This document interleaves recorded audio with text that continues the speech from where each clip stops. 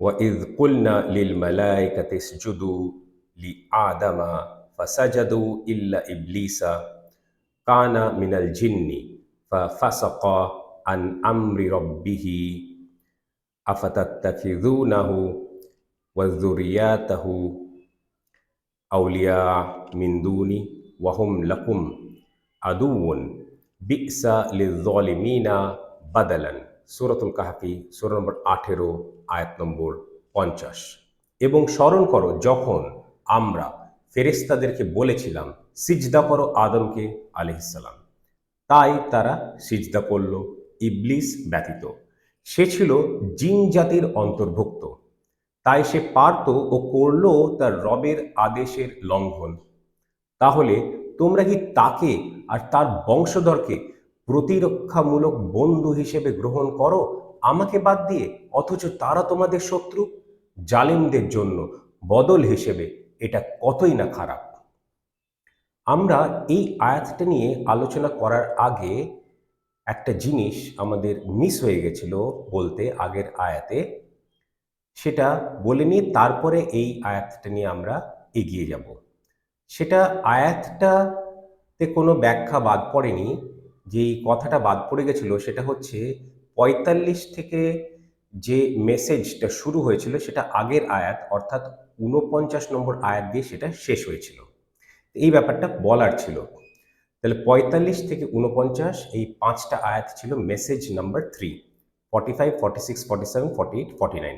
৪৫, ৪৬, ৪৭, ৪৮, ৪৯, ৫টা আয়াত।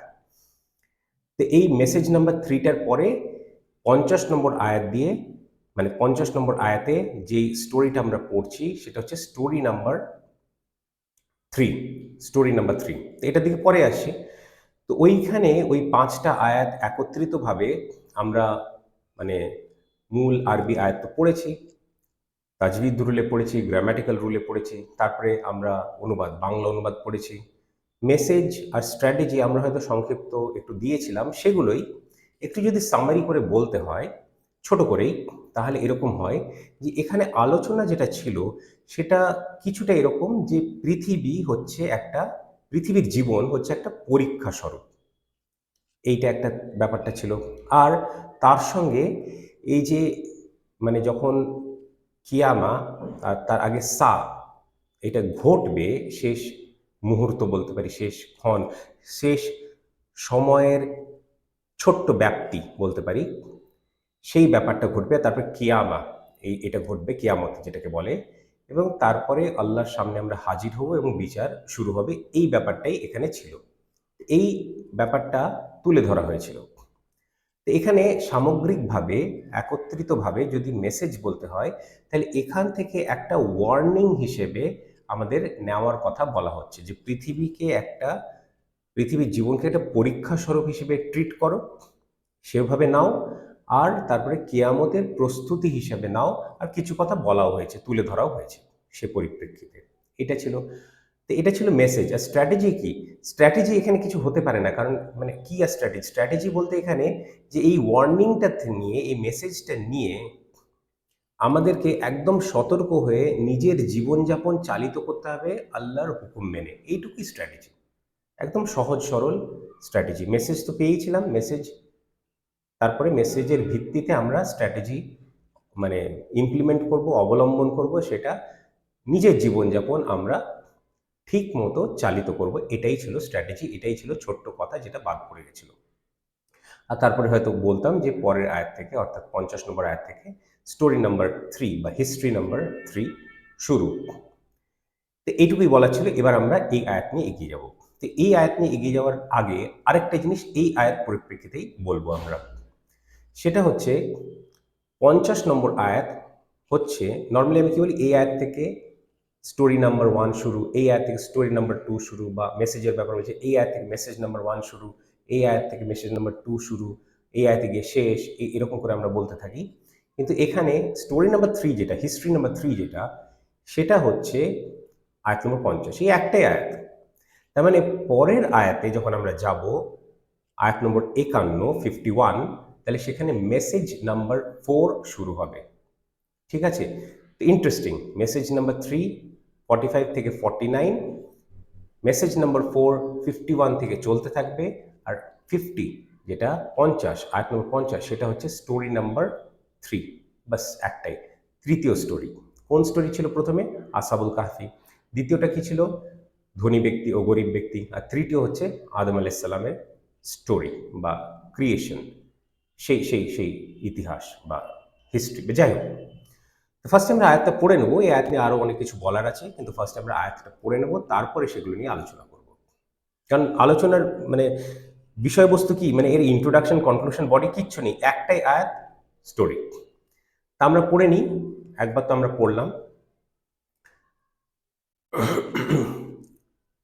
ওয়া এবং ইজ, যখন। আমি আগেও বলেছিলাম যখন এই কনস্ট্রাক্টটা আসে ওয়া আর ইজ, তখন ধরে নিতে হয় এই কথাটা আছে। এবং স্মরণ করো যখন।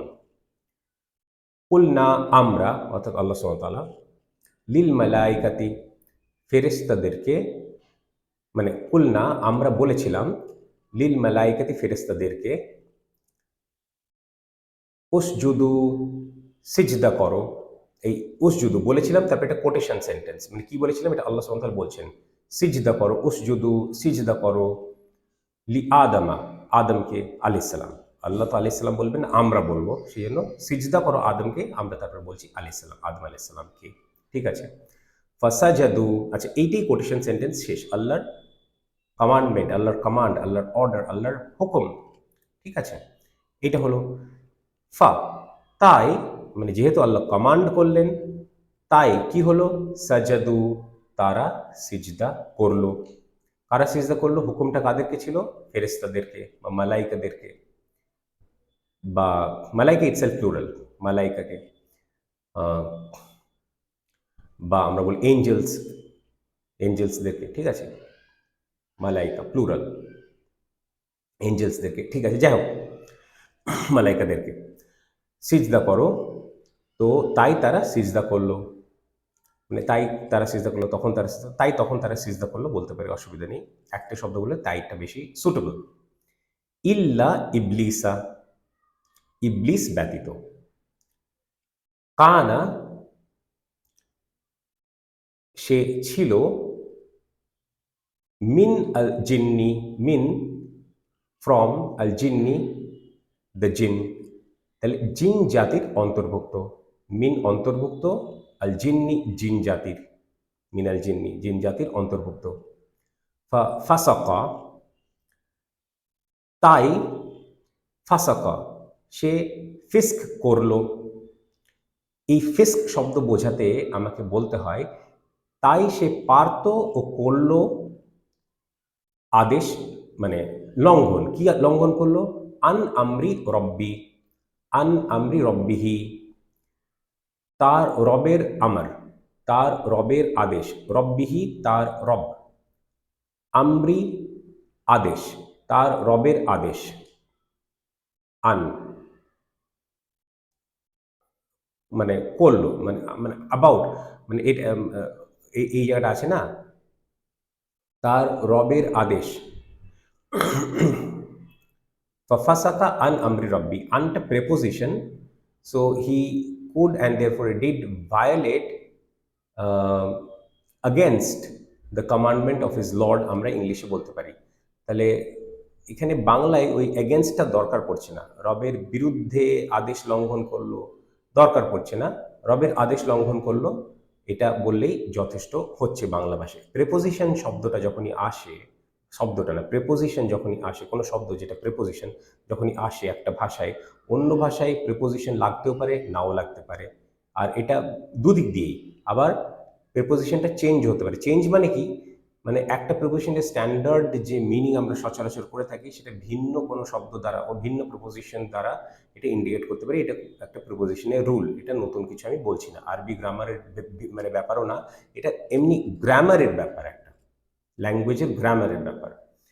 আন আমরি রব্বিহি, সো ইংলিশে বলে এখানে লাগছে therefore he could মানে so he could and therefore he did violate against the command of his lord, তার রবের বিরুদ্ধে, তার রবের আদেশ, রবের আদেশ লঙ্ঘন করলো। এখানে রবের আদেশের বিরুদ্ধে লঙ্ঘন করলো, মানে বলার দরকার নেই। আর করলো তো আগে বলে দিয়েছি, তাই সে পারতো, করলো তার রবের আদেশ লঙ্ঘন। He violated the command of his lord. Okay, তাহলে এই ব্যাপারটার পরে এই ব্যাপারটা আমারও কেমন কেমন লাগছে, কারণ মানে এই যখন প্রিজার্ভ আমরা করতে পারি না মানে ওয়ার্ডের পর ওয়ার্ড, তাহলে একটু মানে কেমন কেমন লাগে। কিন্তু মানে বোঝালাম সেটাই যে সবসময় প্রিপোজিশন লাগে না, এটা এটা এটা নতুন কিছু না, এটা স্ট্যান্ডার্ড একটা ব্যাপার। এটা যে কোনো ভাষা থেকে যে কোনো ভাষা অনুবাদ করলে হতে পারে। যেমন আরবি থেকে ইংলিশ, ইংলিশ থেকে আরবি, আরবি থেকে বাংলা, বাংলা থেকে আরবি, শুধু আরবি নয়, ইংলিশ থেকে বাংলা, বাংলা থেকে ইংলিশ, এই সব রকম ভাষায় ব্যাপারটা একইভাবে প্রযোজ্য। তারপর এখানে আমরা আবার আসবো সেকেন্ড আইটারেশনে, আরেকবার মানে প্রথমে একবার পড়ে নিই পুরোটা। আফাতাত্তাখিযুনাহু। আচ্ছা, মানে প্রশ্ন, প্রশ্নসূচক, কিছুই না, প্রশ্নসূচক একটা হার্ফ।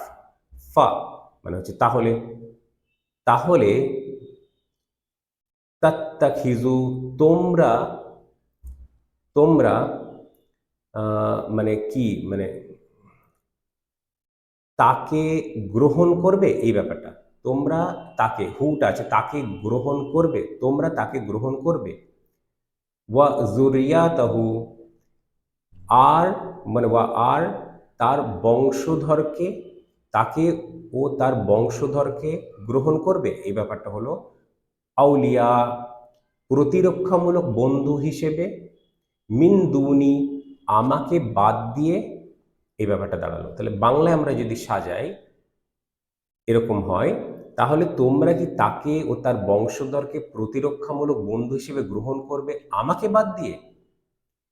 আচ্ছা, এখানে ওয়াও হালি আছে, তারপরে ওয়াহুম লাকুম আদুউন, অথচ ওয়াও হালিয়া যেহেতু, তাহলে ওয়াইল, অথচ হুম তারা, লাকুম তোমাদের, মানে ফর ইউ অল তোমাদের জন্য শত্রু, আবার সে দরকার পড়ছে না, তোমাদের, লাকুম তোমাদের, আদুউন শত্রু, অথচ তারা তোমাদের শত্রু।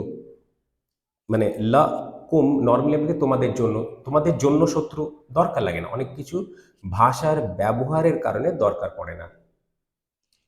আগে সব আগে যে প্রেপোজিশনটাও ছিল, হার্ফটাও ছিল, সেটাও একই রকম ব্যাপার। তারপরে বিসা, বিসা মানে কতই না খারাপ, এটা কতই না খারাপ, এটা কতই না খারাপ ব্যাপার। কি ব্যাপারটা দেখে নিই। লিয-যালিমিনা জালেমদের জন্য, বাদালান বদল হিসেবে, যে আমরা আল্লাহকে ছেড়ে ইবলিস ও তার বংশধরদেরকে আমরা আউলিয়া হিসেবে গ্রহণ করি, প্রতিরক্ষামূলক বন্ধু হিসেবে গ্রহণ করি, এই বদলটা মানে আল্লাহকে ছেড়ে, আল্লাহকে না নিয়ে তাদেরকে আউলিয়া হিসেবে গ্রহণ করি, এই বদলটা জালিমদের জন্য, মানে যারা এটা করে তারা জালিম, আল্লাহ বলছেন।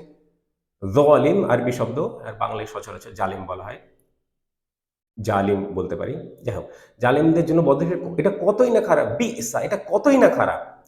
তাহলে প্রশ্ন সূচকটা আপনারা বুঝলেন, ওই যে প্রশ্ন, মানে প্রশ্ন, আফাতাত্তাখিযুনাহু, ওই জায়গাটা সেখানে প্রশ্ন চিহ্ন আছে। তাহলে তোমরা কি তাকেও তার বংশধরকে প্রতিরক্ষামূলক বন্ধু হিসেবে গ্রহণ করবে আমাকে বাদ দিয়ে, গ্রহণ করো আমাকে বাদ দিয়ে।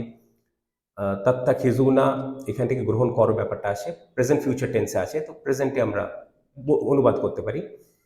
কারণ আমরা কি করি, মানে করবো তো পরের ব্যাপার, এখনো তো বেশিরভাগ মানুষ হাজের মধ্যে অসমে তাকেই আউলিয়া বানিয়ে বসে আছে, তাই না? অথচ তারা তোমাদের শত্রু, জালিম, এটা প্রশ্নটা হয়ে গেল। আর তারপরে এক্সক্লেমেশন, বি ইসা, এটা এক্সপ্রেশন, মানে প্যাটার্নটা এরকম ভাবেই ফুটে ওঠে, এক্সক্লেমেশন, কত এটা কতই না খারাপ, এক্সক্লেমেশন, জালিমদের জন্য বদল হিসেবে এটা কতই না খারাপ। এই ব্যাপারটা হলো আমাদের প্রাথমিক একটা অনুবাদ। আগেই আমি বলেছিলাম, আবারও বলছি, ওই যে আন আমরি রব্বিহি, ইংলিশে যদি আমি করতাম তাহলে এরকম ডেফিনেটলি করতাম, ফাফাসাকা আন আমরি রব্বিহি, আমরা ডেফিনেটলি করতাম। So he could and therefore he did violate against the command of his lord, against তা দিতাম, কিন্তু এখানে আমরা দিতে পারি, কিন্তু শুনতে অদ্ভুত লাগে, তাই সে পারত, করলো তা রবের আদেশ, আদেশ, আদেশের বিরুদ্ধে, মানে রবের বিরুদ্ধে আদেশ লঙ্ঘন, রবের বিরুদ্ধে আদেশ লঙ্ঘন, ঠিক আছে। আন আমরি, এটা এটা কানেক্ট হয়ও না, মানে রবের বিরুদ্ধে আদেশ লঙ্ঘন।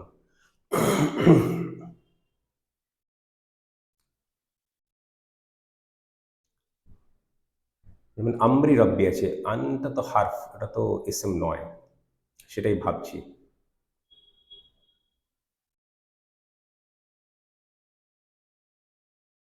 এরকমই করতে হয়, যদি করতে হতো তাই সে পারতো, করলো, তার রবের বিরুদ্ধে আদেশ লঙ্ঘন, তার রবের আদেশ লঙ্ঘন। যাক, ওটা মানে হচ্ছে না, মানে এইভাবে জোর করে একটা মানে শব্দ জোর করে ঢোকানো, কারণ হার্ফ তো হার্ফটা এইভাবেই ফাংশন করে। তাই সে পারতো, করলো, তার রবের বিরুদ্ধে আদেশ লঙ্ঘন, রবের আদেশ লঙ্ঘন, ঠিক আছে একরকম, কিন্তু দরকার নেই। আর এখানেও দরকার নেই, যে জায়গাটা এখানটায় বললাম, এই কোনটা বললাম, এখানে বললাম, তারপরে আউলিয়া মিন দুনি ওয়াহুম লাহুম আদুবুন, আমাকে বাদ দিয়ে অথচ তারা তোমাদের শত্রু, জালেমদের জন্য এটা কতই না খারাপ। আর তো কিছু নেই বলেই মনে হচ্ছে। তাহলে তোমরা কি তাকে ও তার বংশধরকে প্রতিকূল বন্ধু হিসেবে গ্রহণ করো আমাকে বাদ দিয়ে? হুম, ঠিক আছে। মিন্দুনি ওয়াহুম লাকুম আদু, লা লা, ওই যে তোমাদের জন্য শত্রু, অথচ তারা তোমাদের জন্য শত্রু, ঠিক আছে একরকম, কিন্তু তারা তোমাদের শত্রু, যথেষ্ট, ঠিক আছে। এই ব্যাপারটা আমরা বুঝলাম। এবার দু একটা জায়গা আমরা একটু গভীরে যাব, তারপরে আমরা রিটার্ন করব একদম গভীরতর আলোচনায়। এই সেকেন্ড টাইম যখন আমরা পড়ব, সেই গভীরতাটা, প্রথমত যেটা সব থেকে গুরুত্বপূর্ণ সেটা এবার আপনাদের সামনে তুলে ধরে রেখে সেটা লাস্টে ধরবো, সেটাই আমি ভাবছি, সেটা লাস্টে ধরবো, ঠিক আছে। তাহলে এই ফাসাকা, ফিস্ক করা, ফাসিক আমরা শুনেছি না, ফাসিক, ফাসিক মানে কাফের নয়, মানে ভায়োলেশন, মানে লঙ্ঘন করা, লঙ্ঘন করা। আচ্ছা, সব কিছু রিলেটেড। তো ফাসিক, এখানে একটা শব্দ আমি দুটো কেন করলাম, আচ্ছা এটা সব কানেক্টেড আছে, এক সেকেন্ড এক সেকেন্ড। আচ্ছা, এটা আমি একসঙ্গে বোঝাবো, এই পোর্শনটা বোঝাই। এই যে বংশধর আছে না, বংশধর আমি শব্দটা দেখেছি, দুরিয়াত, দুরিয়াত হু অ্যাটাচ প্রনাউন, তার বংশধর। বংশধর শব্দটা বোধ সিঙ্গুলারও হতে পারে, প্লুরালও হতে পারে, এক বচন হতে পারে, বহু বচন হতে পারে। যেহেতু বহু বচনও হতে পারে, সেজন্য বংশধর রাখলেই যথেষ্ট। কিন্তু কেউ যদি এখানে বংশধরদের কে করে, তাহলেও অসুবিধা নেই, শুনতে একটু অদ্ভুত লাগে। তাকে ও তার বংশধরদের কে করে, অসুবিধা নেই। আচ্ছা, আর এই জায়গাটা আউলিয়া, বন্ধু, বন্ধু সিঙ্গুলার প্লুরাল দুটোই হয়, এক বচন বহু বচন দুটোই হয়। যদি স্পেসিফিক্যালি প্লুরাল বোঝাতে হয়, তাহলে প্রতিরক্ষামূলক বন্ধুগণ বলতে পারি, প্রতিরক্ষামূলক বন্ধুগণ। আবার শুনতে অদ্ভুত লাগে, কিন্তু করা যায়। তাহলে এই ব্যাপারটা ফার্স্টে বোঝাই। তোমরা কি তাকে ও তার বংশধরদেরকে প্রতিরক্ষামূলক বন্ধুগণ হিসেবে গ্রহণ করো আমাকে বাদ দিয়ে, অথচ তারা তোমাদের শত্রু? এটা করা যায়, কিন্তু দরকার নেই, এটাই যথেষ্ট। তোমরা কি তাকে ও তার বংশধরকে প্রতিরক্ষামূলক বন্ধু হিসেবে গ্রহণ করো আমাকে বাদ দিয়ে, অথচ তারা তোমাদের শত্রু, এই ব্যাপারটা বোঝালাম। আর এই বি ইসা, এগুলো এক্সপ্রেশন, এটা কতই না খারাপ, এক্সক্লেমেশন মার্ক ওই জন্য আছে, জালেমদের জন্য বদল হিসেবে, এটা কতই না খারাপ। এই সবগুলোই বোঝালাম। এবার যেই জায়গাটা বোঝাতে চাইছি, যেই মানে গভীরতর, মানে গভীর আলোচনাটা একটা হলো, কারণ আমি দেখলাম যে তিনটে আলোচনা রয়েছে, কিন্তু তিনটে কানেক্টেড আছে, একটা বাদ দিয়ে অন্য আলোচনাটা সম্ভব নয়। তো কাজেই আমাকে ওই সব থেকে গভীর যে আলোচনাটা, সে মানে গভীরতর যে আলোচনাটা, সেখানে আগে ঢুকতে হবে, নাহলে হবে না ব্যাপারটা। এখানে এর আগে এই আলোচনাটা করতে গেলে, আচ্ছা একটা হিন্ট দিয়ে দিই। এখানে আমি যখন পড়েছিলাম ইল্লা ইবলিসা পড়েছিলাম, ইল্লা ইবলিস পড়লেও হয়, ইল্লা ইবলিসা পড়েছিলাম। আমি যখন কিছু করি সচরাচর, যদি মিস না হয়ে যায়, তাহলে এটা কনসিয়াসলি করি, জেনে বুঝে করি, ঠিক আছে। ইল্লা ইবলিসা এটা কেন, এইটা বুঝতে গেলে আমাদেরকে একটা জিনিস বুঝতে হয়, সেই জিনিসটা আমরা বোঝাবো। সেটা হচ্ছে এই যে স্টোরিটা, আদম আলাইসাল্লামের সৃষ্টির যে ঘটনা, এই যে হিস্ট্রি, মানে এটা তো বলা চলে ইতিহাস। মানে কি, পৃথিবীতে যে মানুষের বসবাস, তার একটা অ্যাকাউন্ট। এটা তো ইতিহাসের আগের ইতিহাস বলা চলে একরকম ভাবে বলতে গেলে, হিস্ট্রি বিফোর হিস্ট্রি, তাই তো, পৃথিবীর ব্যাপারই নয় এখানে। তো যাই হোক, তো এই ব্যাপারটা, তো এই স্টোরিটা মূলত কোরআন মাজিদে 7 বার এসছে, the story of the creation of Adam আলাইসালাম, the story of the creation of Adam আলাইসালাম। আদম আলাইসাল্লামের সৃষ্টির যে ঘটনা, সেটা কোরআন মাজিদে 7 বার এসছে, একবার না 7 বার এসছে। কোথায় কোথায় এসছে আমরা একটু দেখে নেব। সূরা বাকারা সূরা নম্বর 2 আয়াত নম্বর 30 থেকে 39, 10টা আয়াত। তারপরে সূরা আরাফ সূরা নম্বর 7 আয়াত নম্বর 11 থেকে 15, 15টা আয়াত, সরি 11 থেকে 25, 15টা আয়াত। সূরা হিজর সূরা নম্বর 15 আয়াত 26 থেকে 44, 19টা আয়াত।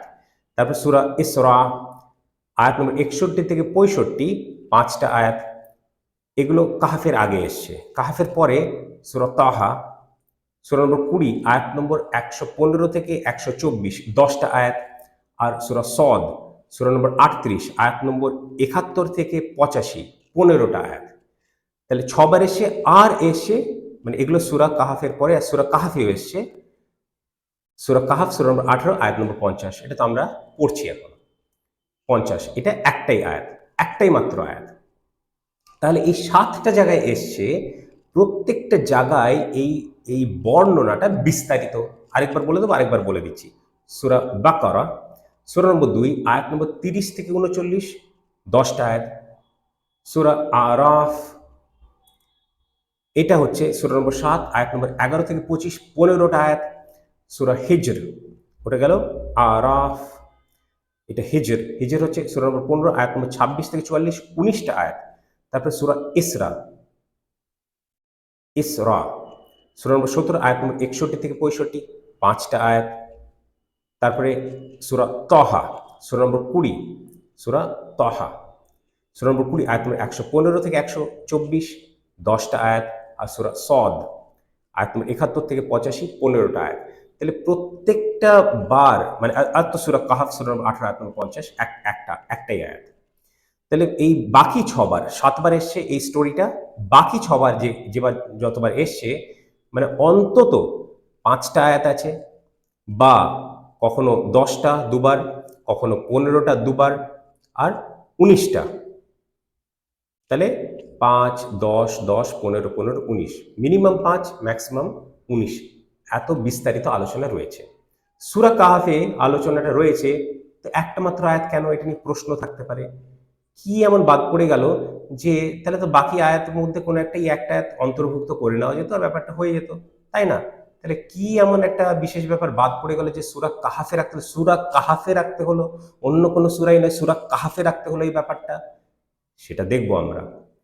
প্রত্যেকবার যখন বর্ণনা এসছে এই এই অংশটা, এই ইল্লা, কম বেশি এই অংশটা এসছে, কোনো কোনো জায়গায় ভাষার সামান্য পার্থক্য রয়েছে, মূলত একই। ওয়া ইয কুলনা লিল মালাইকাতি ইসজুদু লিআদম ফাসাজদু, এই অংশটা কোনো জায়গায় হুবহু এসেছে, কোনো কোনো জায়গায় ভাষার সামান্য পার্থক্যতেও এসেছে, ঠিক আছে, কিন্তু মূল মানে কথাটা একই।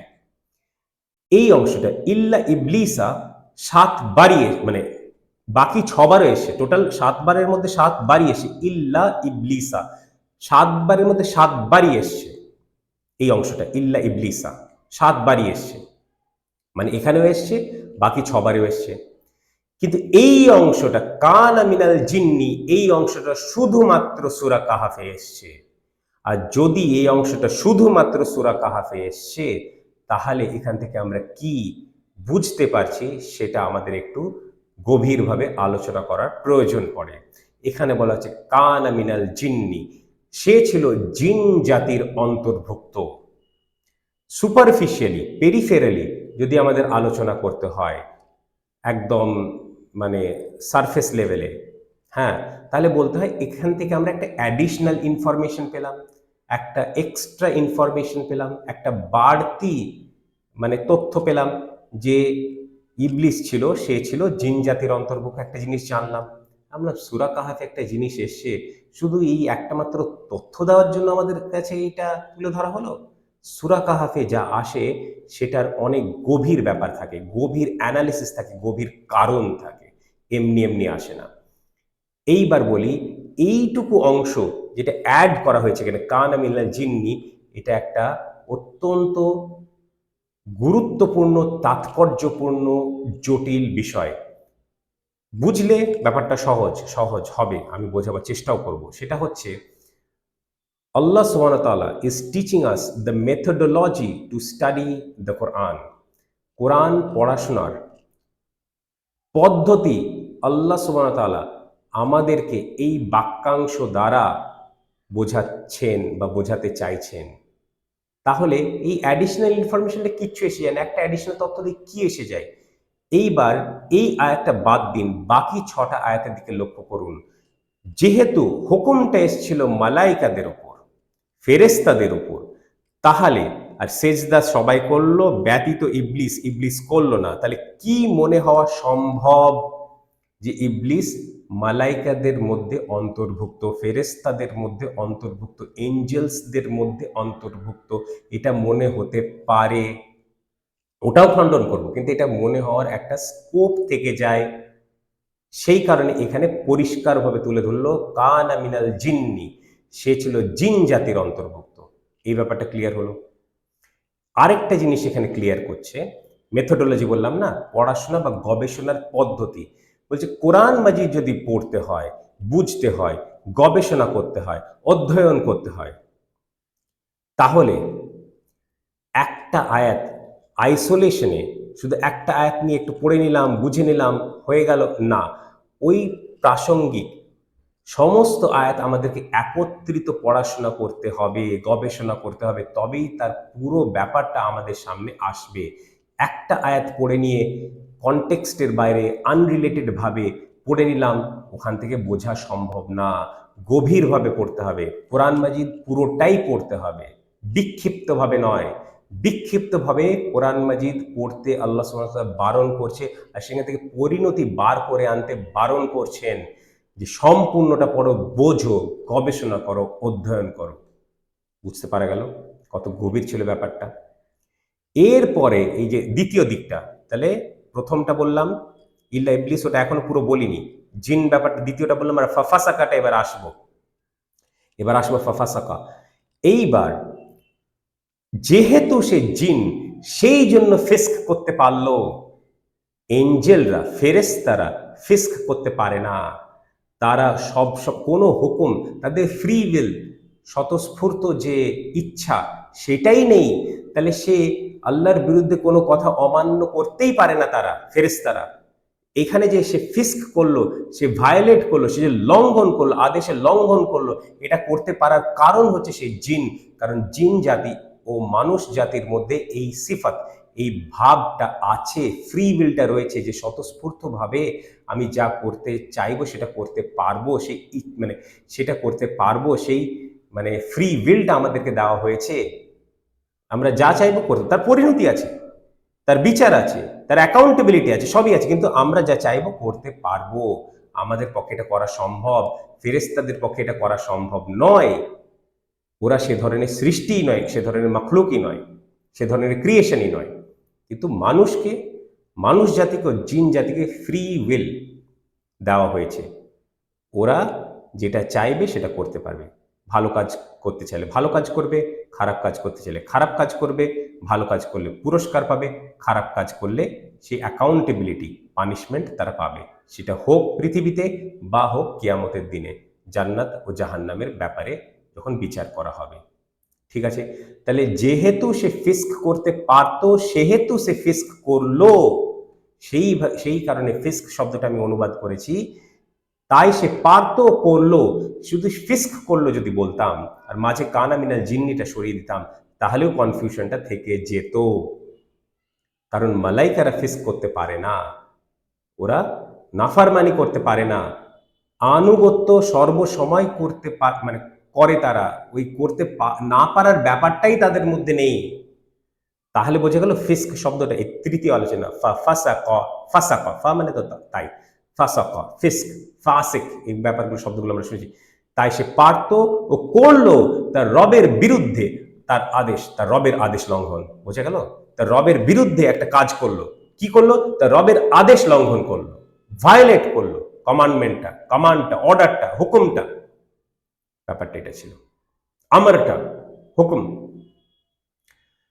এই ব্যাপারটা বোঝালাম। এইবার আরেকটা জিনিস বলতে হয়, সেটা কোরআন মাজিদ থেকে নয়, সেটা বাইবেল থেকে।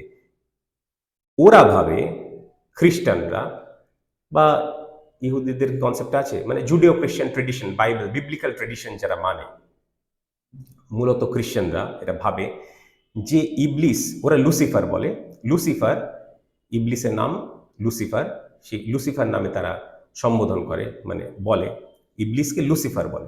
Lucifer is a fallen Angel বলে। মানে আগে এঞ্জেল ছিল, আগে মালাইকা ছিল, আগে ফেরেশতা ছিল, পরে সে পড়ে গেল, ফল করলো, ফলেন এঞ্জেল। কোরআন মাজিদ ক্ল্যারিফাই করছে সে ফলেন এঞ্জেল ছিল না। এঞ্জেল কোনোদিন লঙ্ঘন করতে পারে না তার রবের আদেশ, তার রবের বিরুদ্ধে কোনো কাজ করতে পারে না। তাহলে সেটা পরিষ্কার করলো, সে জিন ছিল সেই জন্য সে পারতো আর করলো। পারতো বললেই যে মানে পারতো সে হলেই যে করতেই হবে সেরকমও নয়, সে পারতো কিন্তু সে করলো না, সে নিজেকে সংযত রাখলো, সেটাও হতে পারতো। আমরা অনেক কিছু করতে পারি, ভালো মানুষ খারাপ কাজও করতে পারে, কিন্তু ভালো মানুষ খারাপ কাজ করতেই হবে কোনো বাধ্যতামূলক নেই। সে ভালো মানুষ ভালো কাজ করলো, মানে সচরাচর করবে, তবেই সে আশা রাখবে জান্নাতের, কিয়ামতের দিনে বিচারের, আল্লাহর মাগফিরাতের, এই ব্যাপারগুলো, আল্লাহর রহমার ব্যাপারগুলো বোঝাচ্ছি, রহমতের। ঠিক আছে, এই ব্যাপারটা হলো। তাহলে তাই সে পারতো, করলো তার রবের বিরুদ্ধে, তার রবের আদেশ লঙ্ঘন। ফলেন এঞ্জেলটা কনসেপ্টটা বাইবেলে যে ভুল সেটা কোরআন সঠিক করে দিল, সঠিকভাবে তুলে ধরলো, সংশোধন করে দিল। বাইবেলের যে ভুল ভ্রান্তি ঢুকে আছে সেগুলো সংশোধন করে দিল। ফলেন এঞ্জেল, এই ফলেন এঞ্জেলের কনসেপ্টটা আমি বাংলায় খুঁজছিলাম, এর বাংলা কি অনুবাদ হতে পারে। দেখছি অনেকে বাংলায় ওটা ফল হয় একা দন্তান্ন ফলেন এঞ্জেল, মানে বাংলাতে লিখে দিয়েছে ফলেন এঞ্জেল। আর কোথাও কোথাও আমি দেখলাম যে করেছে পতিত দেবদূত। এই কথাটা আমরা ব্যবহার, পতিত দেবদূত, তাহলে সে পতিত দেবদূত ছিল না, দেবদূতের পতন হয় না, দেবদূত পতিত হয় না, এঞ্জেল ফল করে না, এই ব্যাপারটা হলো। এইবার সব থেকে গুরুত্বপূর্ণ আলোচনাটা আমি ছেড়ে, মানে এই তিনটে কানেক্টেড, তার মধ্যে দ্বিতীয়টা তৃতীয়টা দুটোই বোঝালাম। দ্বিতীয়টা হচ্ছে জিন জাতির অন্তর্ভুক্ত, সে ছিল জিন জাতির অন্তর্ভুক্ত থেকে মেথোডোলজির ব্যাপারটা। তৃতীয় হচ্ছে একটা কনসেপ্ট ক্লিয়ার করা হলো, ফলেন এঞ্জেল নয়, পতিত দেবদূত নয়। কারণ পতিত দেবদূত মানে প্রথম দেবদূত পতিত হতে পারে না, দ্বিতীয়ত দেবদূত মানে এঞ্জেল হলে আদেশ লঙ্ঘন করতে পারে না, যেহেতু সে জিন সেই কারণে। আর মানুষও যেহেতু সে জিন ছিল, সে পারতো, করলো, এই ব্যাপারটা হলো। দ্বিতীয় আর তৃতীয় হলো। প্রথম ব্যাপারটা কি ছিল? প্রথম ব্যাপারটা দুভাবে বোঝানো সম্ভব, যে আদেশ তো করা হয়েছিল ফেরেশতাদেরকে, তাহলে ইবলিসকে তো আদেশই করা হয়নি। তাহলে এখানে দুটো জিনিস বুঝতে হবে, এটা একটু জটিল ব্যাপার আছে, একটু বুঝতে হবে, বুঝবো, আমরা চেষ্টা করব। একটা ক্লাসে অনেক বাচ্চারা আছে, যদি ধরে নিই ছেলেরা বেশি মেয়েরা কম, তাহলে যদি মাস্টারমশাই স্টুডেন্টদেরকে বলেন যে ছেলেরা এবার পরীক্ষার পেপার জমা দাও, তাহলে এখানে শুধু ছেলেরা দেবে মেয়েরা দেবে না তা তো নয়, সবাই দেবে। তো এই যে জিন, এই যে জিন্নি, জিন প্লুরাল, জিন্নি সিঙ্গুলার, ইবলিস যে জিন্নি, জিন্নি ফেমিনিন না, জিন্নি ম্যাসকুলিন, এই যে জিন্নি, সে এত ইবাদত করত, আল্লাহ সুবহানাহু ওয়া তাআলার ইবাদত করত, যে সেই উচ্চ র্যাঙ্ক অর্জন করেছিল এবং ফেরেশতাদের সঙ্গেই সে থাকতো, ওঠা বসা করত, ইবাদত করত। আদম আলাইহিস সালামের সৃষ্টির আগে এই পরিস্থিতি ছিল। তারপরে যেই এই ব্যাপারটা ঘটলো, আদম আলাইহিস সালামের সৃষ্টির আল্লাহ সুবহানাহু ওয়া তাআলা হুকুম দিলেন, সে মেনে নিতে পারলো না যে আরেকটা মাখলুককে আমি সিজদা কেন করব। তাহলে সম্বোধনের ব্যাপারটা আমি ক্ল্যারিফাই করলাম যে সামগ্রিকভাবে সবাইকে সম্বোধন করা হচ্ছে, আর সবাই সাজদাও করলো, ইবলিস করলো না, ইবলিস করলো না। তারপর অন্যান্য এই যে 6টা বর্ণনা রয়েছে না কোরআন মাজিদে, অন্যান্য জায়গায় আমি রেফারেন্সগুলো আপনাদেরকে তুলে ধরলাম, সেই ব্যাপারটা থেকে বোঝা যায় যে সে যুক্তি তর্ক দিচ্ছে। এবার যুক্তি তর্ক বিতর্ক কুতর্ক সব দিচ্ছে, যে সে মাটি দিয়ে তৈরি, আমি আগুন দিয়ে তৈরি, আমি কেন সেজদা করব। ব্যাপারটা শিরক সবসময় ওই কারণে হয় না, শিরক আল্লাহর হুকুমের নাফরমানি করলেও শিরক হয়। ঠিক আছে, এই ব্যাপারটা হলো। তাহলে কমান্ডমেন্টে কাদেরকে দেওয়া হলো? ফাসাজাদু, ফাসাজাদু, তাহলে তারা সেজদা করলো, ইল্লা ইবলিস, ইবলিস করলো না। আচ্ছা, বাকি জায়গায় তো কানা মিনাল জিন্নি নেই, এটা দিয়ে দেওয়ার ফলে, এক্সপ্লিসিটলি বলে দেওয়ার ফলে আমাদের বোঝাটা সহজ হচ্ছে। কিন্তু এটা ছাড়াও কি বাকি 6 জায়গা থেকেও, বাকি 6টা জায়গা থেকেও কি বোঝা সম্ভব যে সে মালাইকাদের অন্তর্ভুক্ত ছিল না? বোঝা কি সম্ভব এঞ্জেলদের বা ফেরেশতাদের অন্তর্ভুক্ত ছিল না? এটা কি বোঝা সম্ভব না সম্ভব না? এটা আমার আপনাদের কাছে প্রশ্ন। আমি বলি হ্যাঁ সম্ভব। আপনারা বলবেন কিভাবে সম্ভব? আমি বলি ইল্লা ইবলিসা। আমি আগে বলেছিলাম না, আমি যখন কোনো কথা বলি সচরাচর যদি মিস না হয়ে যায়, মিস হতে পারে, মানুষ মাত্রে ভুল হতে পারে, তাহলে ইল্লা ইবলিস তাজভিদ রুলে আমরা ইল্লা ইবলিস পড়বো, কিন্তু ইল্লা ইবলিসা যে বারবার বলছি, বারবার পড়ছি, তার কারণ আছে। ইল্লা ইবলিসা এইটা নর্মাল স্ট্যান্ডার্ড গ্রামাটিক্যাল রুল হিসেবে কি হওয়া উচিত জানেন? ইল্লা ইবলিসু, ইল্লা ইবলিসু। কিন্তু আল্লাহ সুবহানাহু ওয়া তাআলা স্ট্যান্ডার্ড ডিফল্ট শব্দটা, শব্দের যে স্টেটাসটা, গ্রামাটিক্যাল স্টেট, রফা স্টেটাসটা, সেটা ব্যবহার না করে নাসাব স্টেটাস ব্যবহার করলেন। নাসাব দুটো কারণে হতে পারে, একটা একটা একটা জোরের কারণে, একটা অ্যাটেনশন ড্র করার কারণে হতে পারে, অন্য কারণে হতে পারে, বিভিন্ন কারণে হতে পারে, ঠিক আছে? আগে সেন্টেন্স থেকে ক্ল্যারিফিকেশনের জন্য হতে পারে, এখানে তো সে ব্যাপারটা হচ্ছে না। আর তৃতীয় কারণ মানে মূলত দৃষ্টি আকর্ষণ করার জন্য হতে পারে। এই ইবলিসুর জায়গায় ইবলিসা শব্দের পার্থক্য, শব্দের উচ্চারণের পার্থক্য দ্বারা বোঝাচ্ছেন যে ইবলিস কিন্তু তাদের অন্তর্ভুক্ত ছিল না। মালাইকাদের, ফেরেশতাদের, এঞ্জেলদের অন্তর্ভুক্ত ছিল ইবলিসা। সেপারেট আউট করে দেওয়া হলো, ইবলিসকে আলাদা আলাদা করে দেওয়া হলো। ইবলিসু না করে ইবলিসা আলাদা করে দেওয়া হলো। Non standard usage, not from among the angels. মালাইকাদের, ফেরেশতাদের অন্তর্ভুক্ত ছিলেন। ভাষার ব্যবহার দেখেছেন? কতবার এই কথাটা বলতে হবে আমাকে? ইল্লা ইবলিসা। ইল্লা ইবলিস হচ্ছে স্ট্যান্ডার্ড অর্ডার। তখন কিন্তু ভুল হওয়ার সম্ভাবনা ছিল, কিন্তু এবারে কোনো সম্ভাবনা থাকলো না। পরের অংশটা না থাকলেও সম্ভাবনা থাকলো না। কিন্তু পরেও কিন্তু লোকে তর্ক বিতর্ক করতো যে তাহলে কি, সেই কারণে একবার অন্তত দরকার ছিল, আর সেটা এক্সপ্লিসিটলি বলা হলো। মানে অন্য কিছু আইডিয়া করা যেত, কিন্তু এক্স্যাক্টলি কি সেটা আইডিয়া করা সম্ভব নাও হতে পারত। হাদিস থেকে হতে পারে, ঠিক আছে, কিন্তু কোরআন থেকেই এত গুরুত্বপূর্ণ যদি কোনো বিষয় হয়, তাহলে আল্লাহ সুবহানাহু ওয়া তাআলা সেটা কখনোই উহ্য রাখবেন না। কোরআনেই সেটা ভিত্তি থাকবে, তার ভিত থাকবে, তার বেসিস থাকবে। কানা মিনাল জিন্নি। এবার মেথোডোলজি, ফিস্কের ব্যাপারটা, ইবলিসার ব্যাপারটা সব কিছু বোঝালাম, আর কত গভীর এই আলোচনা গেল সেটা আমরা উপলব্ধি করলাম। এই ছিল আলোচনা, এই আয়াতের নয়। এই আয়াতের তো অবশ্যই এই স্টোরির, এই হিস্ট্রির, আর এই হিস্ট্রি না, এই অনেক ঊর্ধ্বে এক একটা স্টোরির মধ্যে যে কি কি বলে জেম লুকিয়ে আছে, রত্ন লুকিয়ে আছে, সেগুলো না খুঁজে বার করলে বোঝা সম্ভব হবে না। এই অবধি ছিল এই আয়াত, এই অবধি ছিল এই স্টোরি, এই অবধি ছিল এই হিস্ট্রি, এই অবধি ছিল এই ন্যারেশন, এই ঘটনা, এই ইতিহাস, এই গল্প, এই কাহিনী। আসলে মূলত হিস্ট্রি, ইতিহাস, ইতিহাসের আগের ইতিহাস। যাই হোক, এই অবধি থাক। পরবর্তী আয়াত থেকে, পরের আয়াত থেকে আমরা কি করব? মেসেজ নাম্বার 4, মেসেজ নাম্বার 4 আমরা এগিয়ে যাব। মেসেজ নাম্বার 4, 51 নম্বর আয়াত থেকে মেসেজ নাম্বার 4 শুরু হবে। আমরা প্রথমে তাজভিদুরুলে আরবিটা পড়েছিলাম, আরবি মানে আয়াতটা পড়েছিলাম, আরবিতে আয়াতটা পড়েছিলাম। এবার গ্রামাটিক্যাল রুল একবার পড়ে নেব, তারপরে বাংলাটা আরেকবার পড়বো। এই সমস্ত কথা মাথায় রেখে একটু এবার শুনবার চেষ্টা করবেন, আর দেখবেন মজাটাই আলাদা, লেভেলটাই আলাদা, বোঝার যে ব্যাপারটাই আলাদা লেভেলের হবে এবার ইনশাআল্লাহ।